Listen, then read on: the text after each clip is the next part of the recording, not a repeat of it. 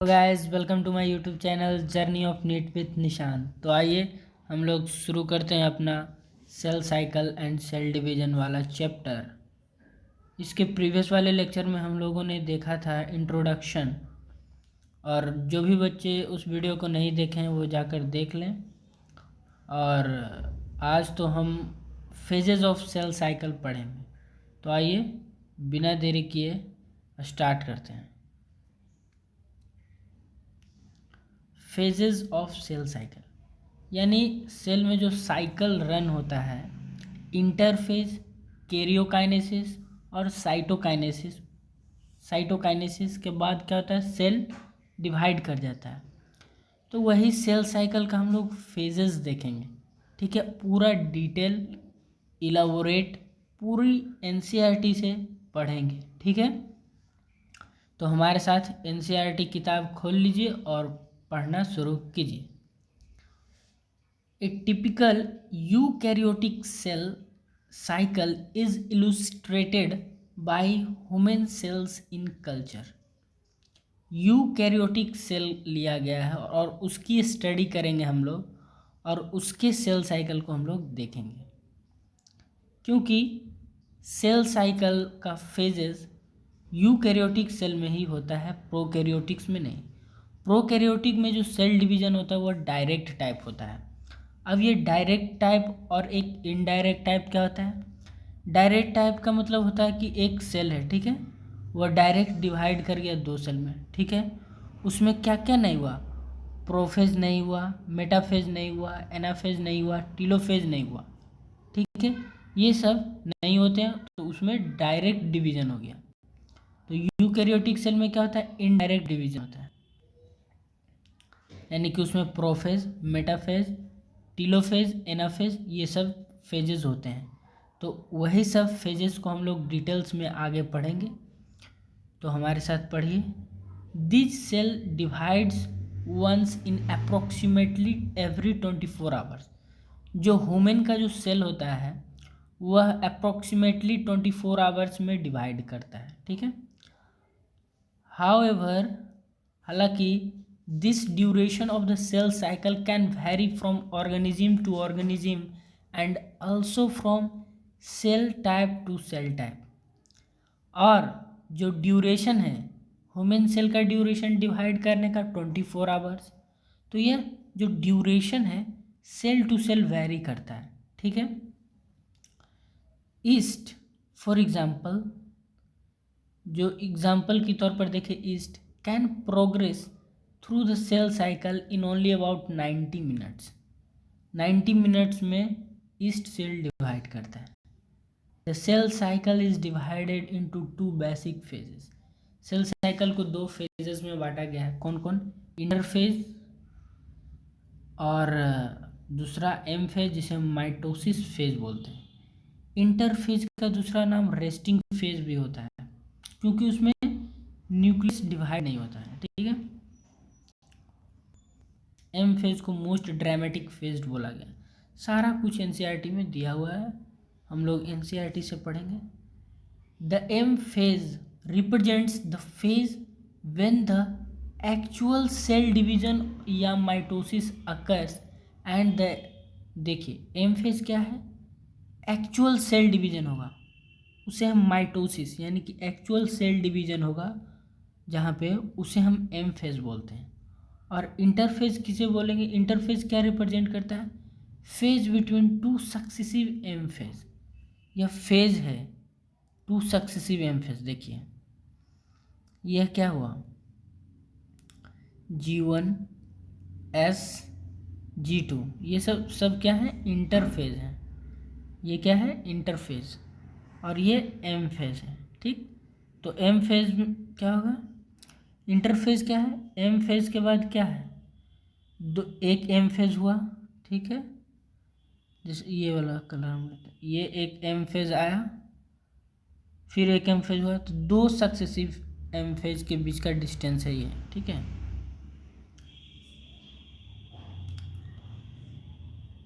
it is significant to note that in the 24 hour average duration of cell cycle of human cell, human cell divide करता है ना 24 घंटा में, तो cell division proper last for only about 1 our.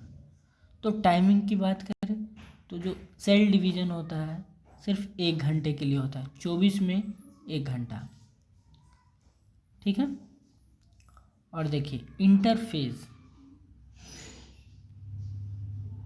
The interphases last more than 95% of the duration of the साथ। अगर human cell की बात है तो 23 घंटा सिर्फ इंटरफेज ले लेता है, क्योंकि उसमें पूरा इंटरफेज में ग्रोथ होते रहता है सेल का। ठीक है।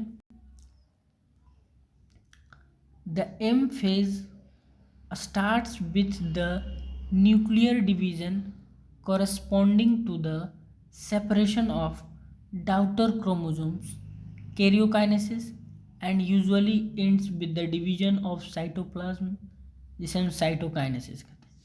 यानी कि एम फेज स्टार्ट होता है न्यूक्लियर डिवीजन, न्यूक्लियस डिवाइड करता है, तो न्यूक्लियस के डिवीजन को, उस प्रोसेस को जो डॉटर क्रोमोसोम सेपरेट्स हो रहे हैं उसे हम कैरियोकाइनेसिस, कैरियो वर्ड जहाँ भी होगा उसका मतलब होता है न्यूक्लियस। ठीक है। साइटोकाइनेसिस का मतलब साइटोप्लाज्म का बंटवारा, तो साइटोकाइनेसिस। ठीक है। जब सेल बढ़ता है तो दोनों प्रोजेनी में इक्वल अमाउंट में सेल साइटोप्लाज्म आएंगे, न्यूक्लियस आएगा। ठीक है। तो the interphase though called the resting phase, interphase को रेस्टिंग फेज कहते हैं, is the time during which the cell is preparing for division by undergoing both cell growth and DNA replication in an orderly manner. क्या होता है, M phase में cell divide करेगा। ठीक है। तो सेल डिवाइड करने से पहले अपने आप को तैयार करेगा, कहाँ पे प्रिपेयर, कहाँ करेगा, यहाँ पे। कहाँ पे करेगा, इंटरफेज में। इंटरफेज थ्री फर्दर फेजेस में बांटा गया है। G1 फेज जिसे हम गैप 1 फेज बोलते हैं, एस फेज जिसे हम सिंथेसिस फेज, इसमें क्या होगा, डीएनए रेप्लिकेशन होगा। ठीक है। G2 phase gap 2 phase. ठीक है। तो ये देखिए इसका दूसरा नाम भी होता है। कैसे नाम, हमेशा साइकिल रन करेगा ऐसे ऐसे ऐसे ऐसे। ठीक। तो जीवन किस में है, present between M phase and S phase. ये भी क्वेश्चन आ सकता है कि एम फेज और एस फेज के बीच में कौन सा है, तो G1। ठीक। कोई मार देगा G2, क्योंकि एम और एस के फेज ये भी होगा, लेकिन हमारा सेल साइकिल ऐसे रन होता है, इसलिए हमारा आंसर होगा G1। अब देखिए एस को हम कैसे दूसरा नाम दे सकते हैं, it is present between G1 and G2 phase. ठीक है। G1 और G2 में तो एम फेज भी आ जाता है, लेकिन हमें क्या टिक करना है, एस फेज। ठीक। इसी प्रकार से आप लोग एनसीईआरटी पढ़ेगा तो आपको असर्शन रीजन्स में और में कोई दिक्कत नहीं आएगा। G1 phases corresponds to the interval between mitosis and initiation of DNA replication। G1 phase क्या है, देखिए इंटरवल है बिटवीन माइटोसिस और इनिशिएशन। यानी कि देखिए यहाँ एम फेज था, यहाँ एम फेज, यहाँ G1 एस, तो क्या है, इंटरवल है। G1 क्या है, माइटोसिस और एस फेज के बीच का इनिशिएशन ऑफ, जैसे स्टार्ट होता है डीएनए रेप्लिकेशन, उस फेज को हम लोग, उस घड़ी को हम लोग क्या कर देते हैं, उस पल को, उस टाइमिंग को कोई क्लियर कट बाउंड्री नहीं है। जब डीएनए रेप्लिकेशन स्टार्ट हो जाता है तब हम उस फेज को हम लोग एस फेज बोल देते हैं। तो यह कहाँ प्रेजेंट है, G1 एम और एस फेज के बीच में। ठीक। आई होप आपको समझ में आया होगा। During G1 phase, the cell is metabolically active and continuously grows but does not replicate its DNA. G1 phase में क्या होता है वह मेटाबॉलिकली एक्टिव होता है क्योंकि उसमें कंटिन्यूसली ग्रोथ होते रहता है, लेकिन रेप्लिकेशन डीएनए का नहीं होता है, जिस कारण से उसे हम क्या बोलते हैं, रेस्टिंग फेज बोलते हैं। ठीक, एस और synthesis phase marks the period during which DNA synthesis या replication takes places. S phase में क्या होता है, सबसे इम्पोर्टेंट क्वेश्चंस, डीएनए रेप्लिकेशन कहाँ होता है, ठीक, कहाँ होता है, तो वो एस फेज में। तो डीएनए का जो सिंथेसिस होना है एस फेज में होगा, तो डीएनए का रिपेयर कहाँ होगा, G2 फेज में। पहले डीएनए तो बन जाने दो, तो यानी कि डीएनए कहाँ बनता है, एस फेज में, रेप्लिकेशन होता है एस फेज में, तो डीएनए रिपेयरिंग कहाँ होगा, G2 फेज में।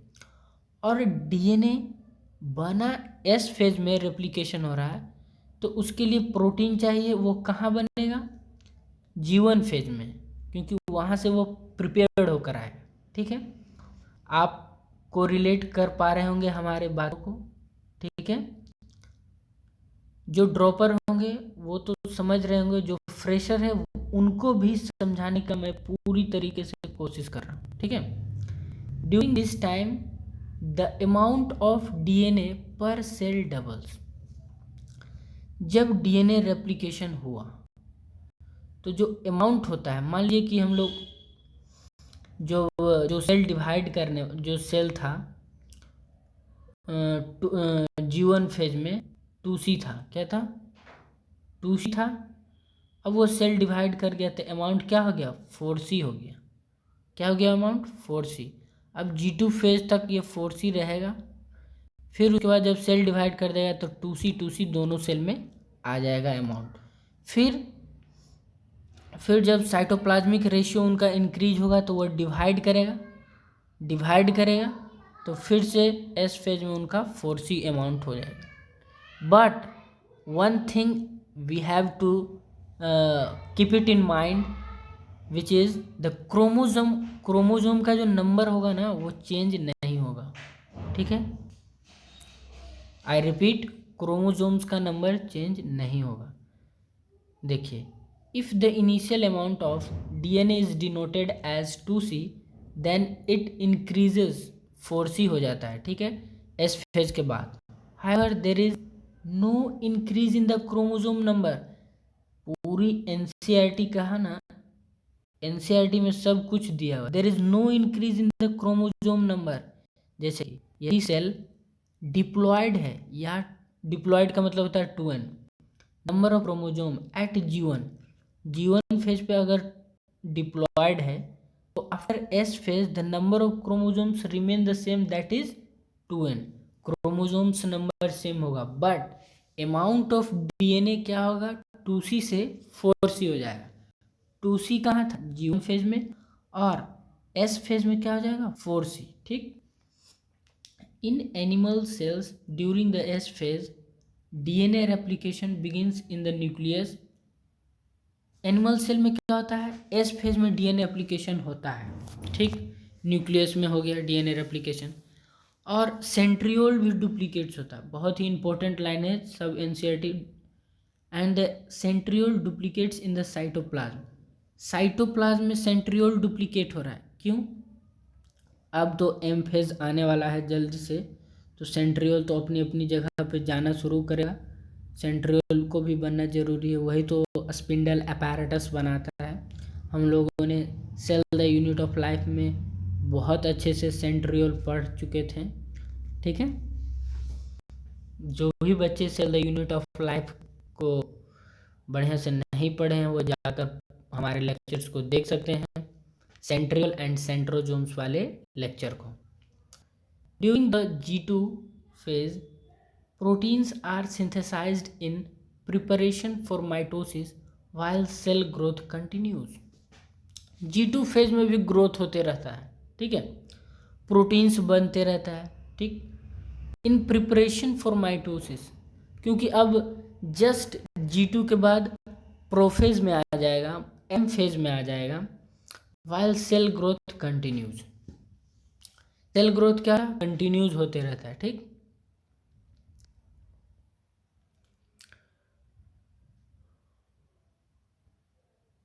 चलिए आगे बढ़ते हैं। Some cells in adults animals do not appear to exhibits division, जैसे हार्ट सेल। कुछ जो सेल्स होते हैं एनिमल्स में वह डिवीजन शो नहीं करते, उनमें डिवीजन नहीं होता है, जैसे कि हार्ट सेल हो गया, ठीक है, हृदय का जो सेल होता है वो।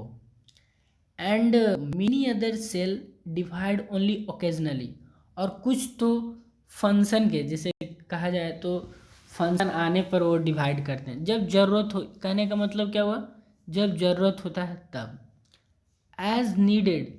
लेकिन एक मेरिस्टेमेटिक होता है जहाँ पर कि कंटिन्यूसली डिवीजन होता रहता है, as needed to replace cells that have been lost because of injury और सेल डेथ। ओकेजनली जो सेल डिवाइड करते हैं वो कौन से होते हैं, जैसे कि कहीं पे इंजरी हो गया, सेल मर गया, उसको रिप्लेस करना है तो डिवाइड करेगा, अन्यथा वो नहीं करता है।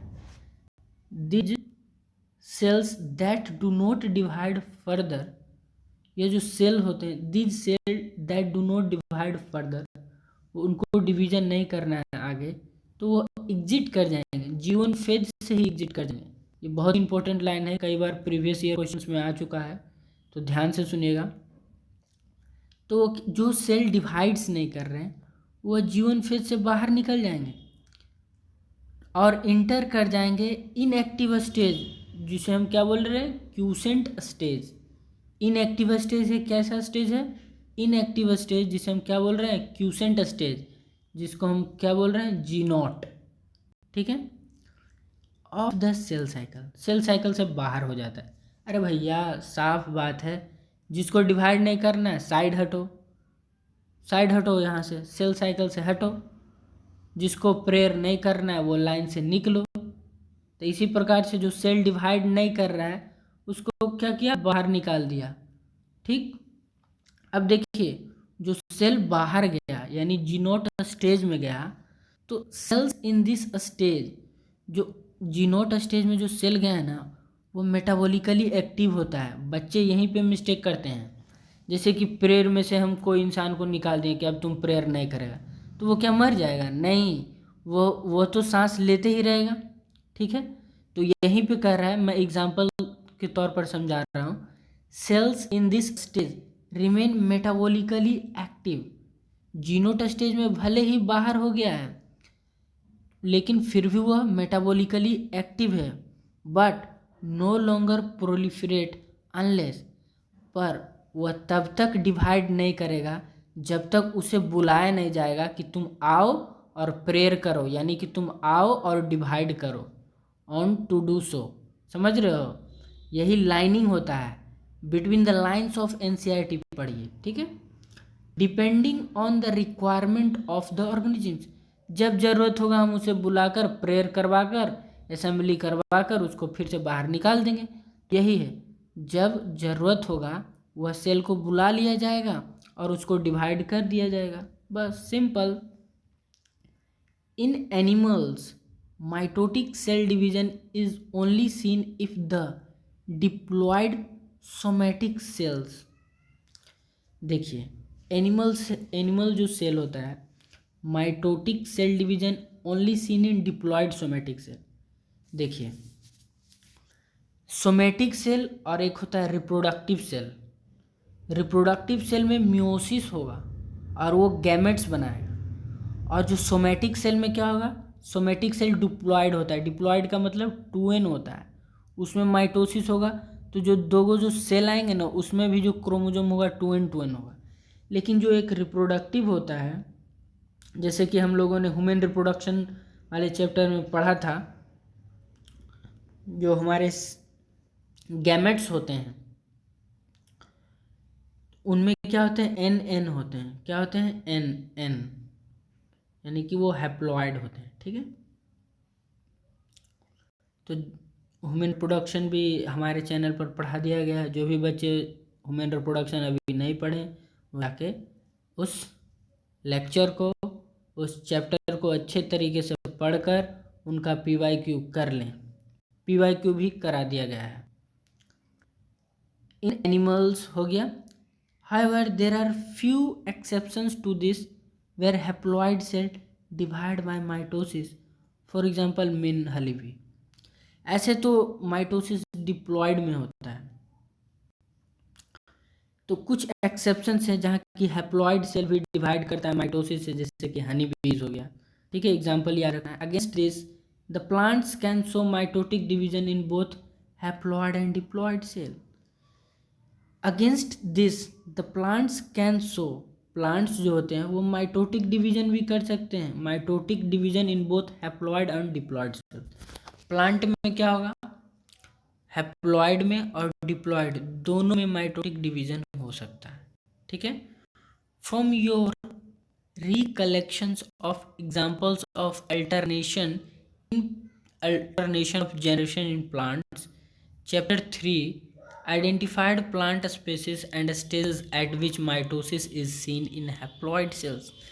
तो हम लोग देखेंगे चैप्टर 3 प्लांट किंगडम जब पढ़ेंगे उसमें हम इसकी और फर्दर जानकारी लेंगे।